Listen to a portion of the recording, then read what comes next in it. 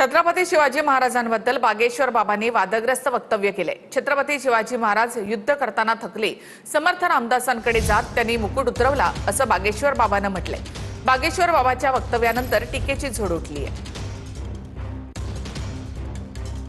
बागेश्वर बाबा उर्फ धीरेंद्र शास्त्रीनं छत्रपती शिवाजी महाराजांबद्दल आक्षेपार्ह वक्तव्य केलंय।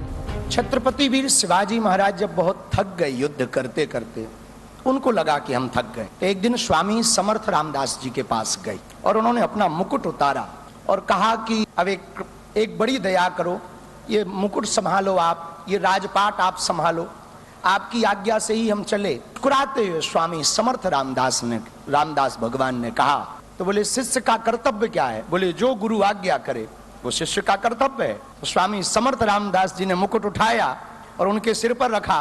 बोले आज से मेरा राज्य है, मैं चलाऊंगा, पर आज्ञा तुम्हें है, तुम्हें संचालन करना है। इतिहासात कोणताही दाखला नसताना बागेश्वर बाबानं छत्रपती शिवाजी महाराजांचा संबंध समर्थ रामदासांशी जोडला।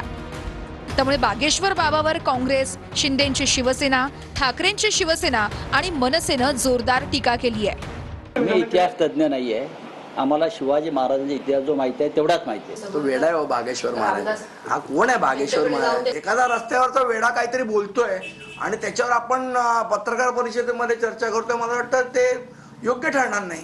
आता या काही महाराजांनी ना, मला वाटतं महाराजगिरी सोडून आता राजकारण करावं। काँग्रेस प्रदेश अध्यक्ष हर्षवर्धन सपकाळ यांनीही बागेश्वर बाबाला चपलांचा मार देत हाकलून लावायला हवं असं म्हटलंय। त्यांचं वक्तव्य नुसतं वादग्रस्त नाही, इतिहासाची केलेली मोडतोड नाही, तर ते एका कट आणि कारस्थानाचा तो भाग आहे। राष्ट्रीय स्वयंसेवक संघाचे प्रमुख, महाराष्ट्राचे मुख्यमंत्री हे आजूबाजूला ठेवणं, महाराजांची बदनामी आम्ही कदापि सहन करणार नाही, ही भूमिका घेत महाराष्ट्राच्या मुख्यमंत्र्यांना माफी मागायला लावली पाहिजे। रोहित पवारांनीही ट्विट करत बागेश्वर बाबा उर्फ धीरेंद्र शास्त्रीवर घणाघात केलाय।